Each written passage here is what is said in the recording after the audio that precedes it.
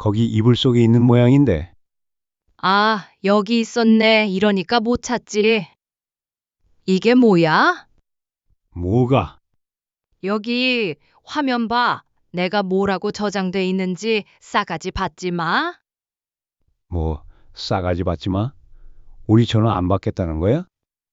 오늘 이야기 속 주인공은 62세 심수영 씨입니다.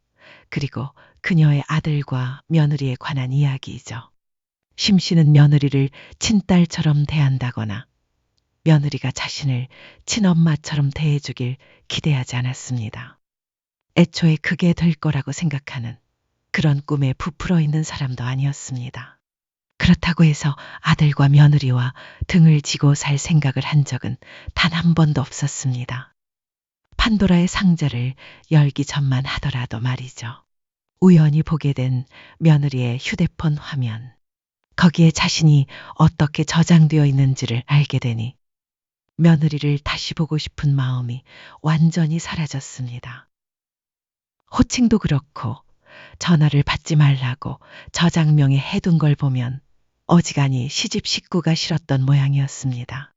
시집살이라도 시켰다면 억울함이 덜했을 텐데 심 씨는 며느리가 효도를 하길 바란 적도 없었고 얼굴을 보는 것도 명절 같은 때가 아니면 거의 없었습니다.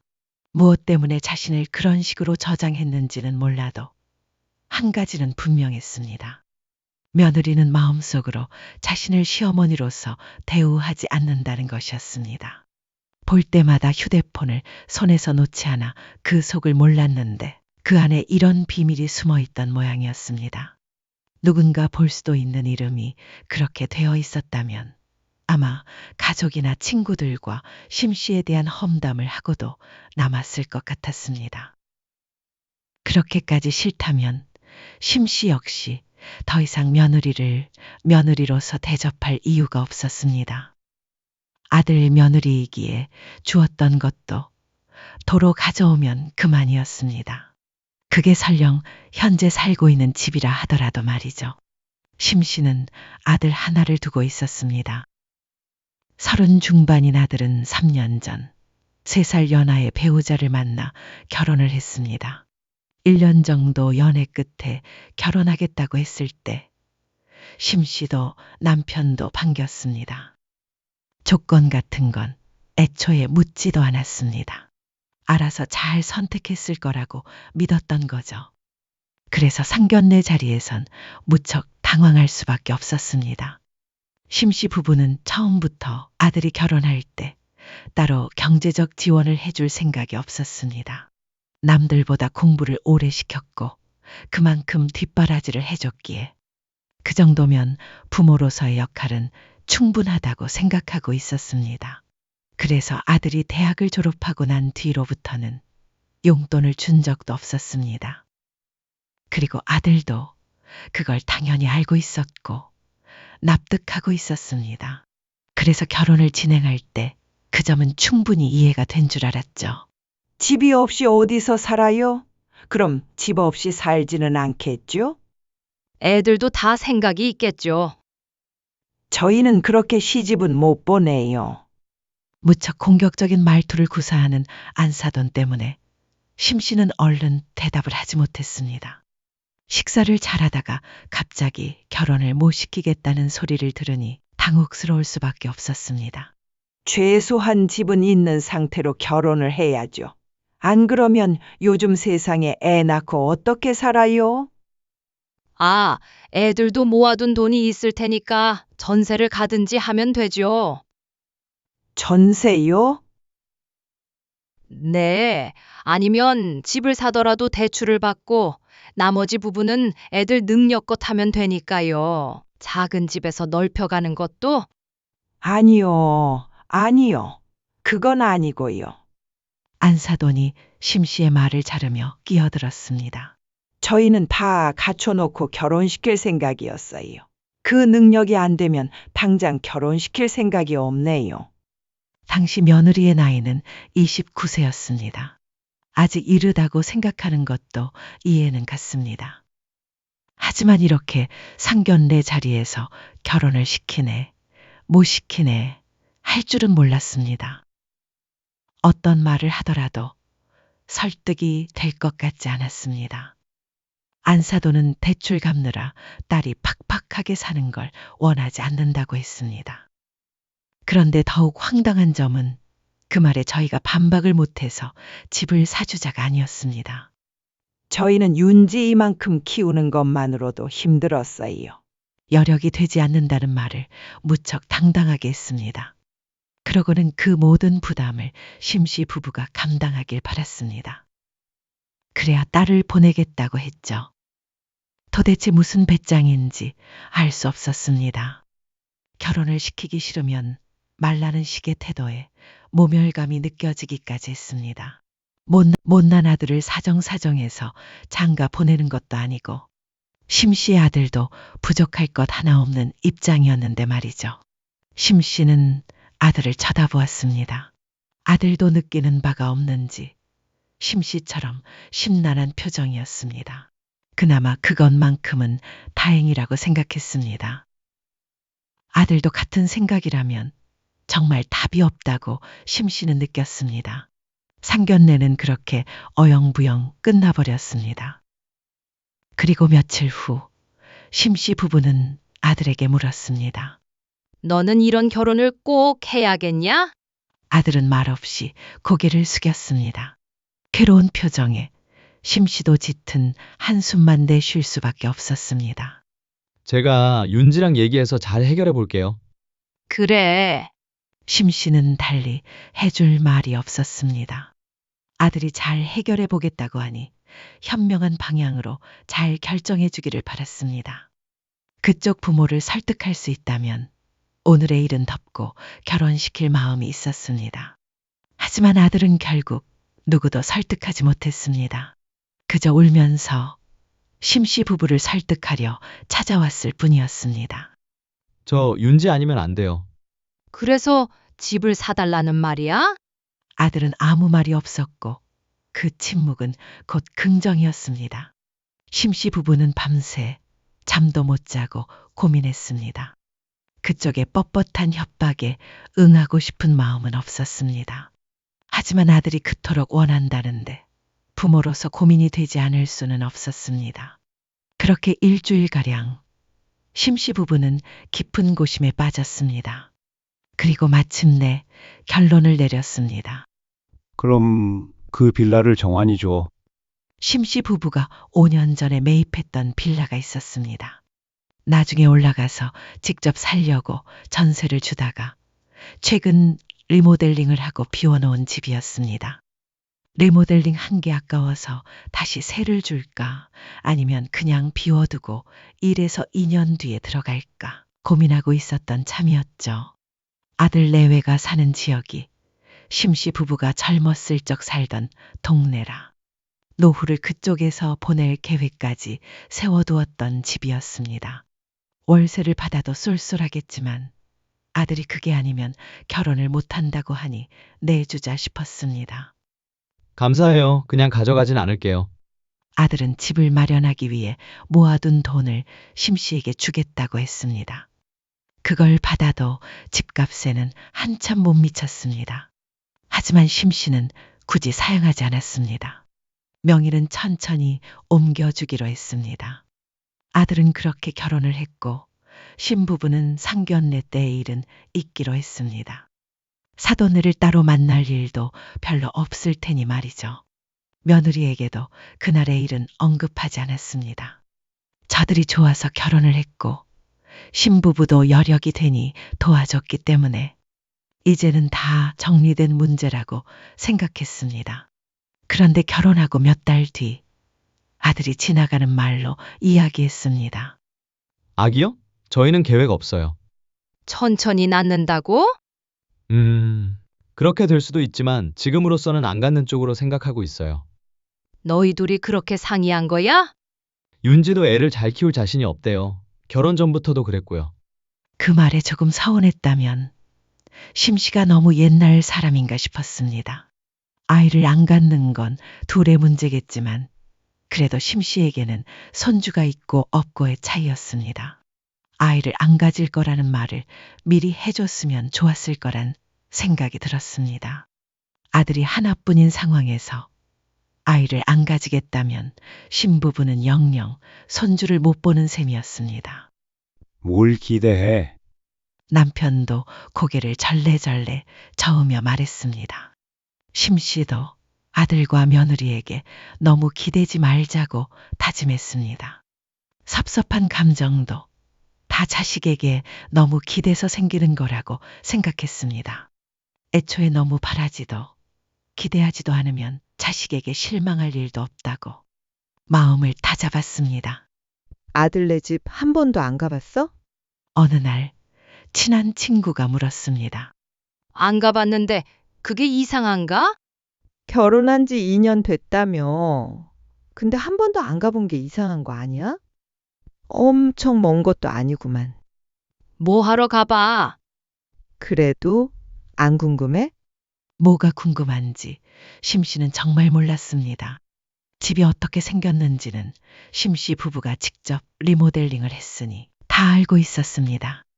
거기에 가구만 들여놨을 텐데 궁금할 게 뭐가 있나 싶었습니다. 그래서 아들이 결혼한 지 2년이 지나도록 한 번도 가보지 않았습니다. 물론 아들 내외가 초대한 적도 없었고 말이죠.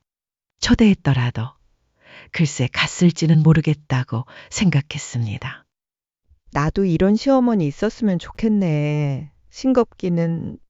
그렇다고 심씨가 아들과 며느리 부부와 완전히 왕래를 끊고 지낸 것은 아니었습니다.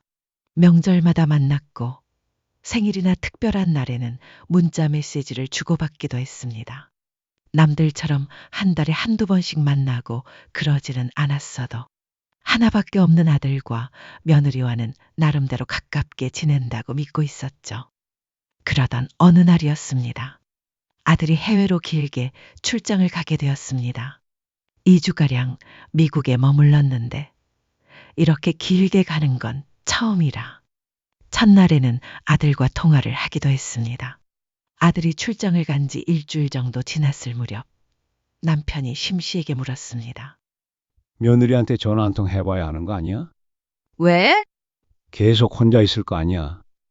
시부모가 돼서 며느리 혼자 밥은 잘 챙겨 먹는지 물어봐야 되지 않나 싶어서. 보통은 안 그런가? 남편이 그렇게 말했지만 며느리가 아니고 시어머니가 된 적도 없으니 이런 말을 하는 모양이라고 심씨는 생각했습니다.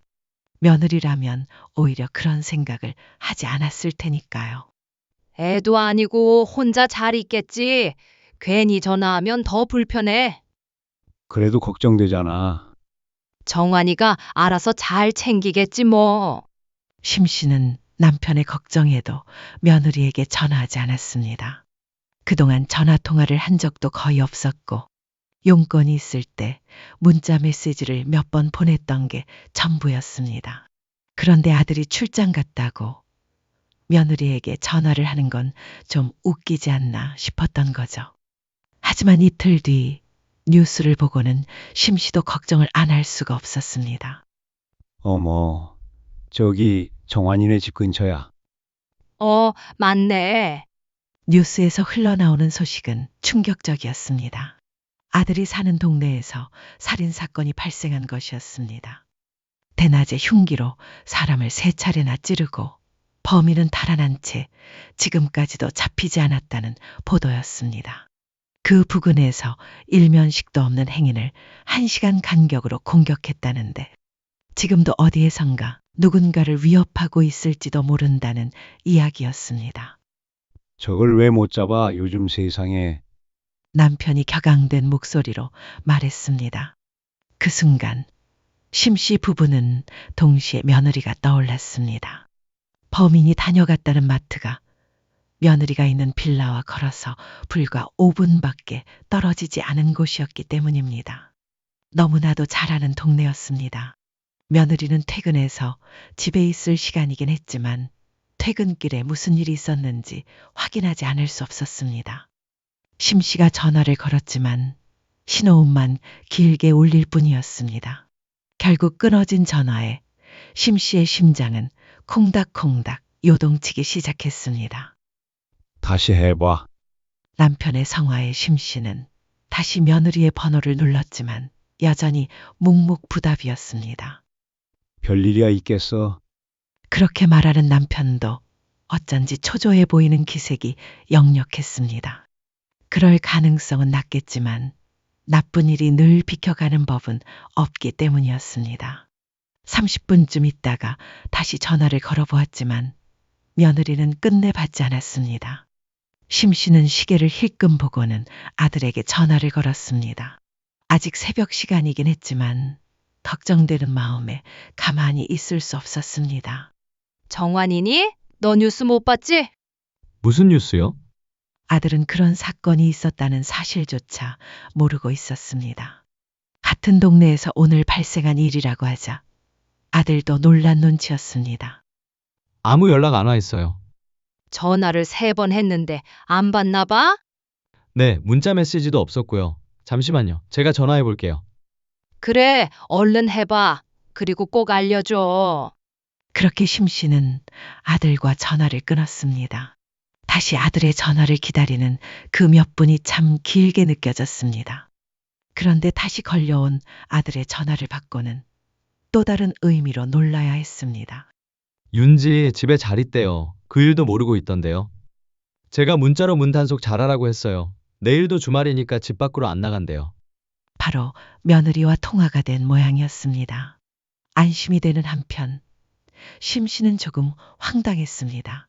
부재중 전화가 그렇게나 찍혀 있었을 텐데 다시 연락 한번 안 주나 싶었던 거죠.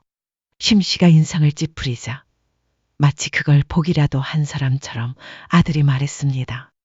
아, 그리고 엄마 전화는 윤지가 모르는 번호라서 일부러 안 받은 거래요. 윤지가 원래 모르는 전화는 잘 안 받거든요. 원래 그렇고 말고가 중요한 게 아니었습니다. 모르는 번호라는 말이 심씨의 가슴을 콕 찔렀습니다. 내 번호도 모른다는 거네? 그러자 아들이 뜨끔한 듯이 다급히 변명했습니다. 아, 별로 연락할 일이 없으니까. 그래서 저장하는 걸 깜빡했나 봐요. 어버이날이든 생일이든 며느리에게서 전화를 한 통 받아본 적이 없으니 그 말이 그럴싸하게 들릴 수도 있었습니다. 하지만 그렇다고 하더라도 심씨는 문자 메시지를 여러 번 보낸 적도 있었고 결혼할 당시에는 통화도 한 적이 있었습니다. 그런데도 한 번도 번호를 저장할 생각을 안 했다는 건 솔직히 황당했습니다. 아니면 요즘 며느리들은 시어머니 번호를 저장하지 않는 게 흔한 일인가 싶기도 했습니다. 요즘 사람들의 문화 같은 건강한 의아함이 스쳤습니다. 제가 저장하라고 했어요. 앞으로 연락도 자주 하고요.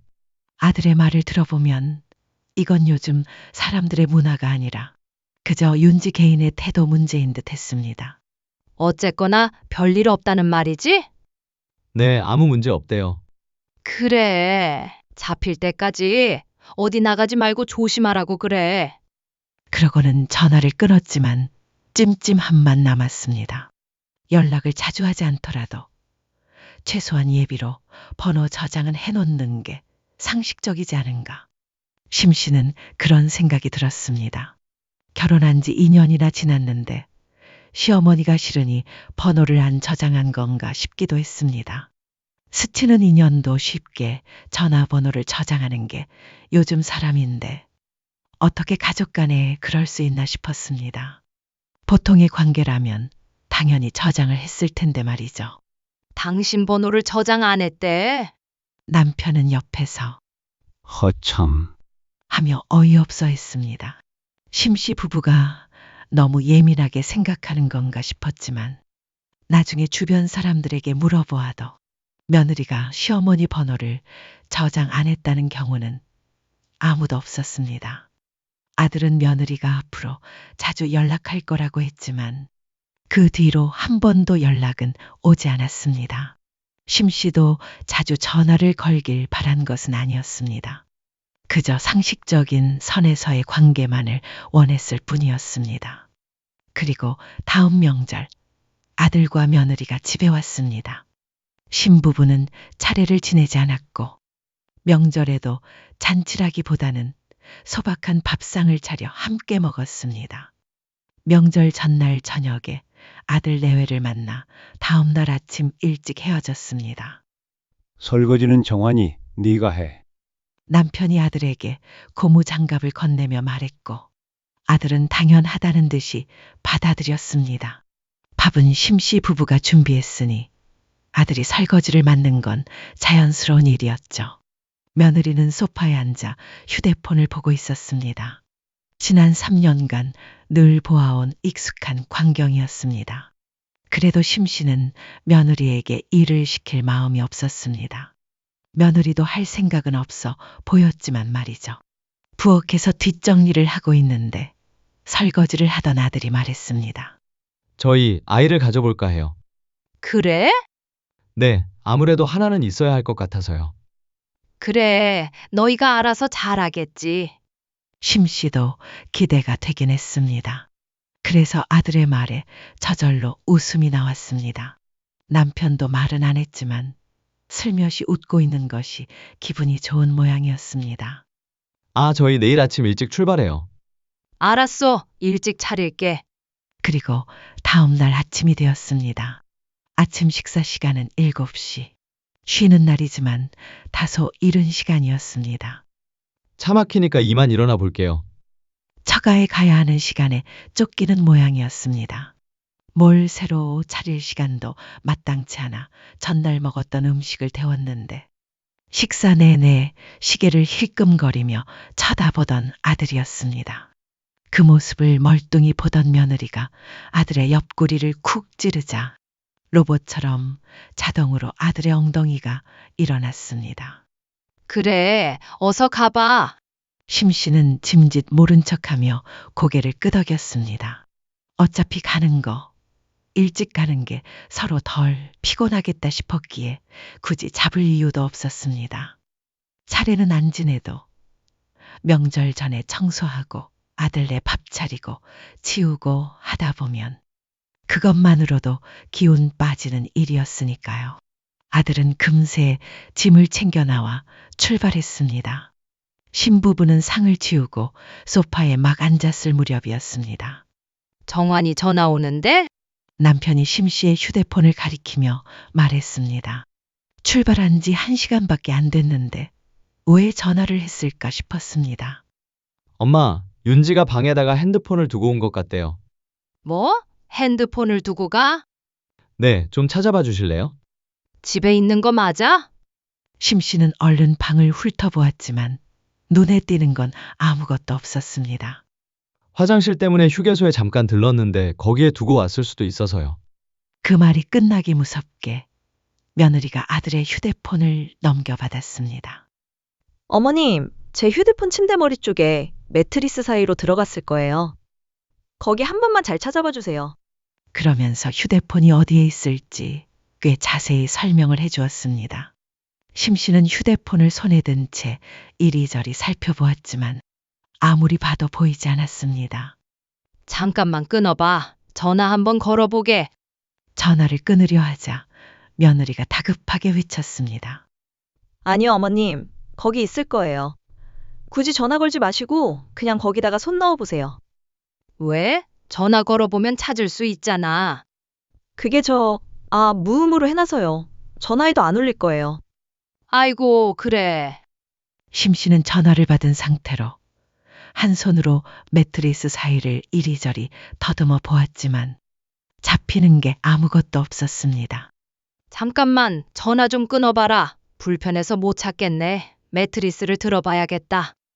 네, 바로 전화 주세요. 전화를 끊고 다시 한 번 더 매트리스 틈을 뒤져보았지만 눈에 보이는 건 없었습니다. 남편도 합세에 이불을 들춰보고 매트리스를 들어봤지만 소득은 없었죠. 전화해봐. 무음이라도 혹시 모르잖아. 남편의 말에 심씨는 휴대폰을 들어 며느리의 번호를 눌렀습니다. 그러자 어디선가 웅 하고 묵직한 진동 소리가 들렸습니다. 무음이 아니라 진동으로 해놓은 모양이었습니다. 심씨 부부의 표정이 밝아졌습니다. 거기 이불 속에 있는 모양인데. 남편의 말에 심씨는 침대 한쪽에 접혀 있던 이불을 들어 털어보았습니다. 그러자 툭 하고 며느리의 휴대폰이 그 사이에서 떨어졌습니다. 아, 여기 있었네. 이러니까 못 찾지. 심 씨는 웅웅거리는 휴대폰을 집어들었습니다. 이제는 통화를 종료하고 아들에게 전화를 걸어주려는 순간 며느리의 휴대폰 화면이 심 씨의 눈길을 사로잡았습니다. 이게 뭐야? 뭐가? 남편도 고개를 쭉 빼고 화면을 들여다보더니 허하며 깊은 한숨을 내쉬었습니다. 화면에는 싸가지 받지 말라고 적혀 있었습니다. 받지 말라는 말은 도대체 왜 그렇게까지 적어놨는지 알 수 없었습니다. 혹시라도 전화를 받을까봐 경고처럼 붙여놓은 건지 아니면 그만큼 싫은 마음을 노골적으로 드러내기 위한 건지 몇 글자 되지 않는 그 이름엔 호감이라곤 한 줌도 담겨 있지 않았습니다. 참 기가 막혔습니다. 싸가지 받지 마. 우리 전화 아예 안 받겠다는 거야? 별명까지 지어놨네. 남편이 혀를 찼습니다. 그치만 그의 얼굴빛은 무척 좋지 않았습니다. 어젯밤 아들 내외가 아이를 갖기로 했다며 좋아하던 그 모습과는 너무도 상반된 현실이었습니다. 그리고 심 씨도 크게 다르지 않았습니다. 표정 관리가 잘 되지 않았고 며느리의 머릿속을 들여다본 것 같은 불쾌한 기분이 마음속 깊이 남아 있었습니다.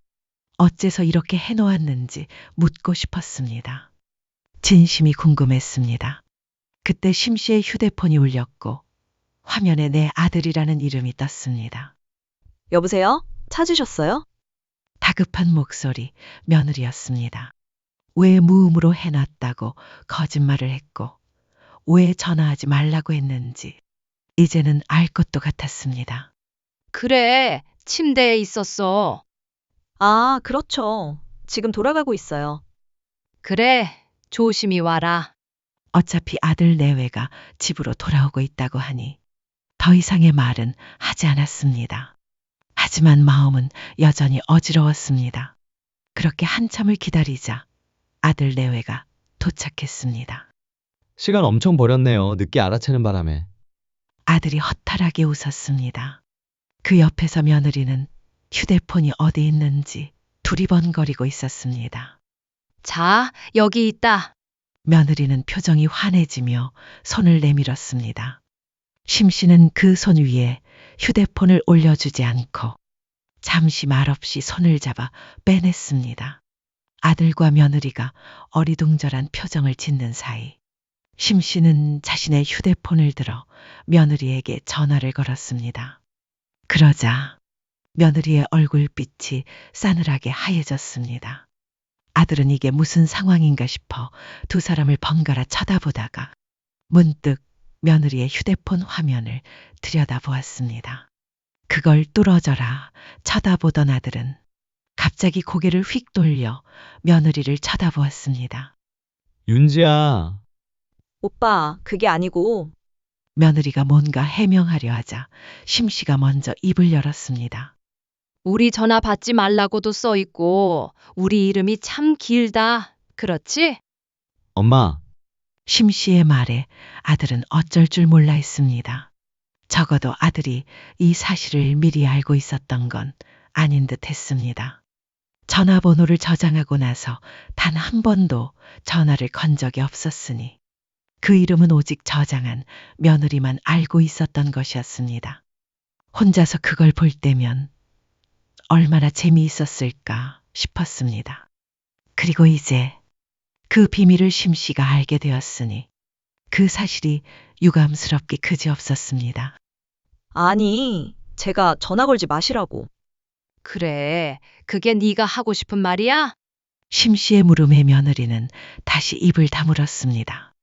그 말이 무슨 뜻인지는 굳이 묻지 않아도 대충 알 것 같았기에 심 씨는 더 캐묻지 않았습니다. 그런데 우리가 너한테 뭐 잘못한 거라도 있니?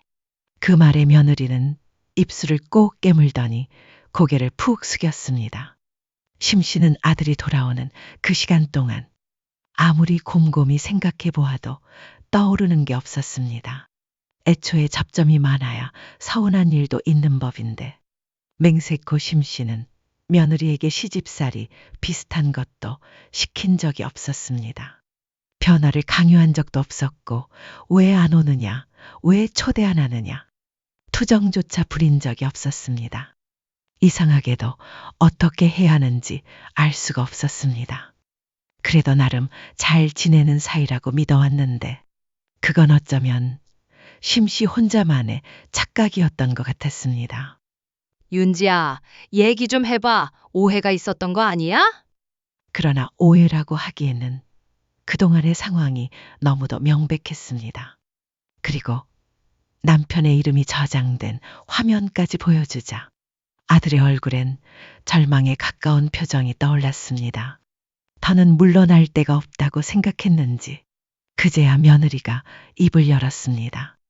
저희 결혼할 때 처음부터 지지받지 못한 것도 서운했고요. 그 말을 시작으로 며느리는 그간 심씨에게 느꼈던 서운함을 하나하나 꺼내기 시작했습니다. 그런데 그 내용이 심씨에게는 참 황당하게 들렸습니다. 집을 해줄 때 잡음이 있었던 것도 섭섭했고 남들처럼 신혼여행비를 안 대준 것도 서운했다는 겁니다. 심씨 부부는 먹고 살만한 것 같은데 자식에게 베풀 줄 모른다 느꼈고 그래서 서운했다고 했습니다. 부모가 부모 노릇을 안 하는데 자식도 자식 노릇을 꼭 해야 하나 싶었어요. 그래서 전화도 안 했고요. 부모 노릇이라는 표현을 직접 쓰진 않았지만 결국 그녀가 하고 싶은 말은 그거였습니다. 그래서 시부모가 미워서 그렇게 저장했다는 며느리. 결국 대부분의 서운함은 돈에 관한 것이었습니다. 참 기가 막힐 일이었습니다. 집을 줬는데 그 이상 뭘 더 해주란 말인가 싶었습니다. 그리고 아들을 능력 있게 키운 것도 결국엔 심씨 부부의 피땀 어린 노력 덕분이었습니다. 그만큼 키워내는 데는 심씨 부부가 번 돈에 상당한 부분이 들어갔으니 말이죠. 그렇게 잘 키워서 결혼까지 시켰는데 대체 뭐가 그토록 불만족스러웠는지 도무지 이해가 가지 않았습니다. 그러고 보니 상견례 때 알아봤어야 했습니다. 그 부모를 보면 자식을 아는 법인데 왜 그걸 분리해서 생각했는지 후회가 됐습니다. 안사돈의 말이 곧 며느리의 뜻이었을 텐데 말이죠. 그러니 결국 아들도 그 부모를 설득하지 못하고 심씨 부부에게 손을 벌릴 수밖에 없었던 것이었습니다. 심씨가 너무 순진했습니다. 그렇게 해주면 모든 게 다 순탄하게 풀릴 거라고 생각했습니다. 그런데 더 많은 걸 받지 못해서 시부모가 미웠다는 며느리. 그런 사람을 앞으로 어떻게 대해야 할지 알 수 없었습니다. 며느리의 마음을 돌리려면 앞으로라도 한없이 퍼주어야 맞는 것인지 기가 차서 말조차 쉽게 나오지 않았습니다. 그래서 시집이랑 그냥 거리를 두고 살아야겠다 생각했어요. 며느리는 잠시 망설이다가 그렇게 대답했습니다. 너한테는 시집이 아니라 싸가지지? 어머님, 그래, 말 잘했다. 거리를 두고 살아야 서로 평화롭지. 그치? 그러자 며느리는 고개를 들어 심씨를 바라보았습니다. 심씨는 그 시선을 정면으로 받아낸 채 담담하게 말을 이었습니다. 그래, 그렇게 우리가 밉다니까. 우리도 어쩔 수 없네. 너희 원하는 대로 멀리 거리를 두고 살자. 그러는 의미로 서로 빚지는 건 없어야겠지. 심씨는 짧고 단호하게 말을 덧붙였습니다. 이 집 우리 거잖아. 너도 시집 그늘 없이 살고 싶은 모양이니까 원하는 대로 해줄게. 심씨의 말에 아들도 며느리도 깜짝 놀란 눈치를 보였습니다. 설마 이렇게까지 강하게 나올 거라고는 생각하지 못했던 모양이었습니다. 엄마, 아무리 그래도 이것 때문에 집에서 나가라니요? 이게 욕이 아니면 뭐야? 아들의 말에 심씨는 기가 막혔습니다. 꼭 비속어를 써야 욕인가 싶었습니다. 이것만으로도 아주 충분히 모욕적인 욕이었습니다. 그걸 별거 아니라고 넘기고 아들 며느리와 하하호호 웃으며 살 마음은 전혀 없었습니다. 네, 엄마 말이 맞아. 너희 힘으로 살아. 그러면 서로 기대할 일도 실망할 일도 없지. 아버님, 그 집은 저희 결혼 조건이었잖아요. 결혼 조건? 그럼 우리가 집 가져가면 뭐, 너희는 이혼하는 거야? 아들이 그 말에 놀라 며느리를 쳐다보았고 서로 눈빛이 오고 갔습니다. 그런 말이 아니고요. 그건 너희 둘 문제고, 그런 줄 알고 이만 핸드폰 가지고 가봐라. 심 씨는 더 이상 아들과 며느리의 얼굴을 보고 싶지 않았습니다. 아들도 무언가 말을 하려다 말고 나중에 연락드릴게요. 하며 며느리를 데리고 조용히 나갔습니다. 심 씨 부부는 마음이 심란하긴 했지만 그렇다고 자신들이 했던 말을 후회하지는 않았습니다. 정말로 집을 가져올 생각이었습니다. 그런데 다음 날 밤 아들에게서 전화가 걸려왔습니다. 죄송해요. 윤지랑은 말 잘했어요. 제가 잘 타일렀으니까 앞으로는 이런 일 없을 거예요. 타이르다니 뭘 타일렀다는 거지? 심 씨는 그 말이 납득되지 않았습니다. 집 문제는 없던 걸로 해주세요. 네가 타일러서 될 문제는 아니야. 반성을 했든 안 했든 집은 비워줘. 직접 전화하는 것도 아니고 또다시 아들을 통해 사과를 전하는 걸 보니 심 씨는 어지간히 통화하기가 싫은 모양이구나 싶었습니다. 그때 오히려 아들이 언성을 높였습니다. 아무리 그래도 주기로 했던 집을 가져가시는 건 아니죠? 그리고 제가 그냥 받은 것도 아니고요. 돈 들였잖아요. 그 돈은 그대로 통장에 있으니까 다시 돌려줄게. 너희 살았던 3년치 월세는 제외하고. 뭐라고요? 아니, 애초에 결혼할 때 명의를 왜 안 바꿔주신 건데요? 그럼 그 집을 네가 맡겨놨니? 하지만 어쨌거나 그 집은 분명히 심 씨의 집이었습니다. 그리고 더 이상 아들 내외가 그 집에서 사는 모습을 보고 싶지 않았습니다. 아들은 사과를 했다가 화를 냈다가 다시 설득을 하며 심 씨의 마음을 돌려보려 했지만 심 씨는 단호하게 마음을 바꾸지 않았습니다. 며느리에게서 전화가 왔을 때도 마찬가지였습니다. 그 일이 있은 지 일주일이 지나서야 걸려온 전화였습니다. 어머님, 죄송합니다. 진심인지 아닌지 가늠해 보는 것조차 하고 싶지 않았습니다. 그래, 이사는 이달 안에 부탁한다. 어머님, 그리고 앞으로는 전화하는 일도 절대 없을 거야. 받을지 말지 고민하는 일 없으니까 걱정 마. 심 씨는 며느리의 흐느끼는 소리를 뒤로 하고 그냥 전화를 끊어버렸습니다. 아들 내외는 뒤늦게 후회했습니다. 하지만 심 씨 부부는 굳게 마음먹었습니다. 부모를 우습게 하는 자식은 더 이상 마음에 두지 말자. 씁쓸하긴 했지만 그렇다고 해서 못 살 것도 없었습니다. 입니다. 심수영 씨의 사연은 여기까지입니다. 집까지 내어주며 믿었던 며느리에게 싸가지라 불리며 모욕을 당한 심 씨. 여러분은 이 사연 어떻게 보셨나요? 며느리의 무례함과 아들의 어설픈 중재, 그리고 결국 결단을 내린 심 씨의 대응. 통쾌하셨다면 댓글로 여러분의 생각을 들려주세요. 혹시 심 씨가 조금 다르게 행동했으면 어땠을까 하는 의견도 좋습니다. 중년 부모님들께 꼭 필요한 조언이 될 수 있으니까요. 이야기가 재미있으셨다면 구독과 좋아요 부탁드립니다. 다음에는 더 깊고 더 흥미로운 이야기로 찾아뵙겠습니다.